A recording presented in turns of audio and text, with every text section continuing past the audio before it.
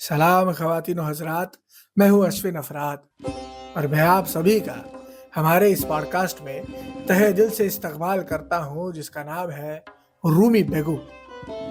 पिछले कुछ एपिसोड में हम बातें कर रहे थे रूमी और उनकी किताब दीवाने शम्स के बारे में, तो आइए यही बातें जारी रखते हैं और कुछ और चीज़ों के बारे में बातें करते हैं। तो सामाईन, रूमी के दौर में कई शहर ऐसे थे जो तसव्वुफ के यानी सूफिज्म के लिए एक दानिशगाह का, एक यूनिवर्सिटी का काम करते थे। यानी पूरे के पूरे शहर जो थे वो तालीम और तरबियत के लिए, यानी तसव्वुफ के बारे में, इस्लामी तहजीब के बारे में सीखने के लिए जैसे एक सेंटर थे, मरकज थे। जहाँ से रूमी थे वो बल्ख का शहर, जहाँ रूमी की तालीम हुई वो बगदाद, और कुनिया, ये तमाम शहर जो थे इस्लामी तहजीब, तसव्वुफ, शायरी, खुशनवीसी यानी कैलीग्राफी, रियाजी और साइंस के लिहाज से उस वक्त में बड़े ही मशहूर और अहम शहर माने जाते थे। तो जाहिर है कि इन शहरों में बहुत सारे सूफी रहते, शायर रहते, रियाजदान रहते, आलिम फाजिल शख्स रहते। तो हमने जैसे आखिरी एपिसोड में भी कहा था कि इस तरह की शायरी करने वाले रूमी पहले नहीं हैं, लेकिन ज़मा और मका के परे जो बची है वो रूमी की शायरी है। इस पूरे वक्त में इन शहरों के जो सूफी थे वो थोड़े अलग किस्म के सूफी थे।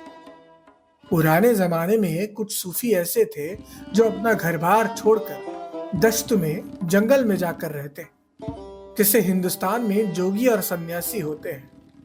और कुछ सूफी ऐसे थे जो खानकाह में, मस्जिदों में, मदरसों में लोगों को सिखाया करते, उनकी रहनुमाई किया करते। पहले किस्म के यानी जो घर छोड़ने वाले सूफी हैं, उनका मानना था कि हम दुनिया में रहकर दुनिया की चीज़ों को करते करते, यानी अपना घर बसाते बसाते खुद के मकाम तक और खुद के जरिए खुदा तक नहीं पहुंच सकते। उसके लिए आपको ये सब छोड़ना पड़ेगा, ये दुनियावी चीजें जो है वो छोड़नी पड़ेंगी। लेकिन दूसरे तबके के जो सूफी थे वो ये मानते थे कि ये सब तो खुदा ने ही बनाया है, तो इसे छोड़कर क्यों जाना, इसमें रहकर ही हम खुदा तक पहुंच सकते हैं। पहले किस्म के सूफी कुछ एक छोड़कर कुछ दूसरा पाना चाहते थे, और दूसरे किस्म के सूफी जो है उसी को खुदा समझकर उस मकाम तक जाना चाहते थे। और अगर हम रूमी की बात करें तो रूमी ने तो दोनों ही किया है। आपको याद होगा कि शम्स से मुलाकात होने से पहले रूमी दूसरी तरह के सूफी थे जो अपने मदरसे में लोगों को धर्म और मजहब के बारे में बताते। लेकिन उस वक्त तक उन्होंने ऐसा कुछ नहीं किया था कि जिससे हम कह सके कि उन्होंने बाकी सब कुछ छोड़ दिया है। सामाईन, शम्स से तबरीज के मिलने के बाद रूमी कुछ इस कदर बदल गए कि उन्हें सब कुछ छोड़ना पड़ा। वो काम जो वो पहले किया करते थे, यानी रहनुमाई करना, लोगों के सवालों के जवाब देना, ये सब उन्होंने छोड़ दिया और शम्स के बताए हुए रास्ते पर चलने लगे। और जब शम्स तबरीज उनकी जिंदगी से हमेशा हमेशा के लिए चले गए, तब जाकर रूमी फिर से एक बार उनकी पहली वाली जिंदगी में वापस आ गए। तो हाजरीन, अब साल आ गया है 1258। शम्स और रूमी के बिछड़ने के बाद बहुत साल गुजर चुके हैं। रूमी अब अपनी इस नई जिंदगी में फिर से एक बार गुजारा कर रहे हैं, और ऐसे में रूमी से ज़ारक़ूब भी बिछड़ गए। सलाहुद्दीन ज़ारक़ूब वो सोनार, वो एक ज़रगार थे कि जिन्होंने रूमी को शम्स से जुदा होने के बाद काफ़ी मदद की थी। वो रूमी के एक दोस्त बन चुके थे। उन्होंने एक दूसरे के लिए कुछ शेर भी अर्ज किए थे, शायरी भी लिखी थी। लेकिन वही ज़ारक़ूब रूमी को और इस जहां को छोड़कर उस जहां में चले गए। اس تمام وقت میں حسن الدین چلیبی نام کے ایک صوفی تھے جو اب رومی کے بہت خاص بن چکے تھے۔ کنیا کے مدرسوں میں، مسجدوں میں جو تخت تھا وہ اب حسن الدین چلا رہے تھے، یعنی جو کام پہلے رومی کرتے اس کا ذمہ اب حسن الدین نے لے لیا تھا۔ حسن الدین اور رومی دن بدن بہت اچھے دوست ہوتے جا رہے تھے۔ وقت بے وقت حسن الدین رومی سے کہا کرتے کہ آپ ایک کتاب لکھیے کہ جس میں آپ اپنی جو بھی احساسات ہیں انہیں نمود کر دیں۔ آپ نے جو بھی محسوس کیا ہے، آپ نے شمس کے ذریعے جو بھی دیکھا ہے، اسے لوگوں کے ساتھ، دنیا کے ساتھ، آنے والی کئی نسلوں کے ساتھ بانٹیں۔ اور رومی جو تھے ہمیشہ اس بات سے انکار کرتے رہے۔ رومی کے لیے جس طریقے سے ان پر شاعری آشکار ہوتی تھی، صوفیوں کے ساتھ، شمس تبریز کے ساتھ گھومتے ہوئے جیسے ان پر ایک ایک شعر کھلتا تھا، وہی طریقہ زیادہ پسندیدہ تھا، وہی طریقہ زیادہ عزیز تھا۔ ایسے ایک جگہ بیٹھ کر شاعری لکھنا اب شاید رومی کو راس نہیں آ رہا تھا۔ دن رات رقص و سما میں گھومنے میں جس طرح کی بے قراری ملتی ہے، اس بے قراری کے سوا شاید رومی کچھ بھی لکھنے کو تیار نہیں تھے۔ جس طریقے سے عشق کی آگ انہیں جلائے رکھتی، عشق کی آگ انہیں بیدار کرتی، جگا دیتی، سونے ہی نہیں دیتی، ویسی آگ ایک جگہ بیٹھ کر لکھنے میں کہاں۔ رومی فرماتے ہیں، دیده خون گشت و خون نمی خسبد، دل من از جنون نمی خسبد۔ میری آنکھوں سے رو رو کر اب خون بہہ رہا ہے اور یہ آنکھ سو نہیں رہی۔ میرا دل اس ایک جنون میں پاگل ہو گیا ہے اور میرا دل اب سوتا نہیں ہے۔ مرغ و ماهی ز من شده خیره، تا این شب و روز چون نمی خسبد۔ مرغ و ماہی یعنی مچھلیاں اور پرندے جو ہیں، یعنی یہ جو تمام جہان ہے، وہ میرے اس رفتار سے، میرے اس رویے سے حیران ہو گیا ہے کہ میں اور یہ دن اور یہ راتیں سوتے کیوں نہیں ہیں۔ پیش از این در عجب همی بودم، که آسمان نگون نمی خسبد۔ میرے اس حال میں پہلے میں یہی سوچتا تھا کہ آخر کیوں یہ نیلا آسمان سوتا نہیں ہے۔ یہاں پر رومی اشارہ کرنا چاہتے ہیں کہ جس آسمان کے بارے میں وہ سوچا کرتے تھے، وہی آسمان وہ خود ہی بن چکے ہیں۔ رومی کہتے ہیں کہ میرے اس حال سے پہلے میں یہی سوچتا تھا کہ آخر کیوں یہ نیلا آسمان سوتا نہیں ہے۔ آسمان خود کنون ز من خیره است، که چرا این زبون نمی خسبد۔ آسمان اب خود پریشان ہے کہ یہ بیچارہ اب سوتا کیوں نہیں ہے۔ عشق بر من فسون اعظم خواند، ژاں شنید آن فسون نمی خسبد۔ عشق نے مجھ پر کچھ ایسی جادو کی ہے، ایسا فسون کر دیا ہے، اس جادو کا اثر میری جاں پر ہو گیا اور اب میری جاں سوتی ہی نہیں ہے۔ این یقینم شده است پیش از مرگ، که از بدن جان برون نمی خسبد۔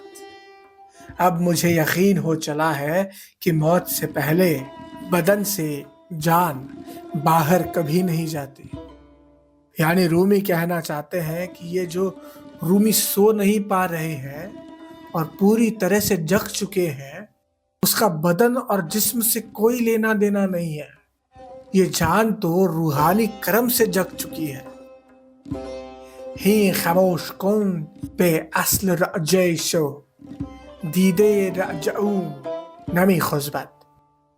اب خاموش ہو جاؤ اور اپنے اصل کی اور چلو، کیونکہ یہ اصل کی اور جانے والی آنکھیں اب سوتی نہیں ہیں۔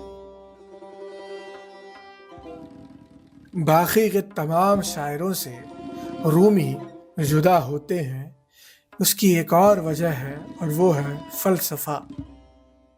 ایسے بہت کم شاعر پیدا ہوئے ہیں اس جہاں میں جو شاعر ہونے کے ساتھ ساتھ ایک فلسوف بھی ہے۔ دیوان شمس میں ہر ایک شعر میں کئی پرتیں ہیں، لیئرز ہیں، اور ایک ایک کر کے ہم پر ان شعروں کے مطلب کھلتے جاتے ہیں۔ ایک ایک کر کے ہمیں رومی کے شاعری کا مطلب سمجھ میں آنے لگتا ہے۔ اس کی ایک وجہ یہ ہے کہ یہ شاعری فلسفے سے بھری ہوئی ہے۔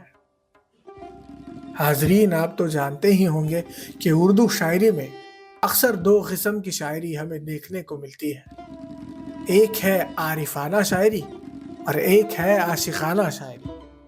عارفانہ شاعری یعنی وہ شاعری جسے ہم فلسافیکل کہہ سکتے ہیں، اور عاشقانہ یعنی جسے ہم رومانٹک یا پھر عشق سے بھری ہوئی شاعری کہہ سکتے ہیں۔ رومی کی بات کریں تو رومی کی شاعری میں ایک ہی غزل میں، ایک ہی شعر میں آپ کو دونوں مل جائیں گے۔ اب کوئی کہے گا اس میں کیا بڑی بات ہے؟ ہم آج بھی ایسے شاعر کی شاعری پڑھتے ہیں جو عارفانہ اور عاشقانہ دونوں لکھتے ہیں، لیکن سامعین، ہمیں یہ بات یاد رکھنی چاہیے کہ رومی کا دور آج کا دور نہیں ہے۔ رومی کے دور میں شاعری دو طرح سے ہی بانٹی جاتی تھی، اور ایسے میں رومی جو ہے دونوں طرح کی شاعری کو ایک طریقے سے لکھنے والے شروعات کے بہت کم شاعروں میں سے ایک بن چکے تھے۔ رومی جو بھی کہنا چاہتے ہیں اس کا بیان یعنی وہ کہنے کا طریقہ ہی شاعری ہے، لیکن جو کہنا چاہتے ہیں وہ عشق اور فلسفہ ہے۔ جیسے ہم بار بار کہتے آئے ہیں کہ رومی نے شاعری کے لیے شاعری نہیں لکھی ہے، اور رومی کے شاعری میں موجود فلسفے اور فلسوف کے بارے میں ہم آگے جا کر باتیں کریں گے، لیکن رومی کی زندگی میں جیسے فلسفہ بڑا اہم ہے، ویسے ہی موسیقی اور رقص و سماع بھی ہے، اور یہی ہمیں رومی کی زندگی کے بارے میں بتاتے ہیں اور رومی کی شاعری کے بارے میں بھی۔ آپ کو یاد ہوگا کہ شمس کے ساتھ رومی رقص فرماتے تھے، اور شمس کے جانے کے بعد زارکوب نام کے ایک زرگار کے سونے کی ٹھوکنے کی آواز پر رومی نے بھرے بازار میں خود کے ارد گرد گھومنا شروع کر دیا تھا۔ تو رومی اور موسیقی اور رقص اور سماع، یہ جو رشتہ ہے وہ بہت گہرا ہے، جس کا ثبوت ہمیں جگہ جگہ پر دیکھنے کو ملتا ہے۔ اور رومی موسیقی سے اس قدر متاثر تھے کہ انہوں نے دیوان شمس کی غزلیں بحر میں یعنی میٹر میں ہی بنائی ہیں۔ سامعین، جس فن کو، جس ہنر کو سیکھنے کے لیے کئی سال لگتے ہیں، الفاظ کو چن کر انہیں بحر میں بٹھانا یہ شاعر کو کرنا پڑتا ہے، وہی رومی نے موسیقی کی صحبت میں اس قدر اشعار پیدا کیے ہیں، اس طریقے سے شاعری پیدا کی ہے کہ ایک ندی کی طرح بحر میں ہی بہتے ہوئے آئے اور رومی کے ذریعے اس دنیا پر فاش ہو جائے۔ رومی نے اپنے غزلوں میں جو ردیف اور قافیے استعمال کیے ہیں، ان کے بارے میں بولتے بولتے تو شاید ایک زندگی بھی کم پڑ جائے گی، اور ان تمام چیزوں کو پوری طرح سے سمجھنے کے لیے اسی زبان میں اسی طریقے سے سمجھنا پڑے گا۔ تو یہ تو آپ سامعین میں سے کئیوں کو شاید ممکن نہیں ہوگا۔ خیر، اسی لیے اس سیزن کے بھی تمام ایپیسوڈز میں ہم نے بیچ بیچ میں ایسی کچھ غزلیں چنی ہیں جو وقت بوقت آپ کو سناتے رہیں گے۔ فی الحال آج کے اس ایپیسوڈ میں یہی رکتے ہیں۔ اگلے ایپیسوڈ میں رومی اور رومی کے عشق کے بارے میں باتیں کریں گے، لیکن جانے سے پہلے ایک بات کہنا چاہیں گے۔ یہ تمام ایپیسوڈز آپ کو کیسے لگتے ہیں اور آپ ان میں اور کیا کیا سننا چاہیں گے، اس کے بارے میں ہم آپ سے جاننے میں دلچسپی رکھتے ہیں۔ تو ہمارے رومی ہے اس انسٹاگرام اکاؤنٹ کو فالو کر کے آپ وہاں ہم سے گفتگو کر سکتے ہیں۔ آپ کا کوئی سجھاؤ ہو تو ضرور دے سکتے ہیں۔ تو ملتے ہیں اگلے ایپیسوڈ میں۔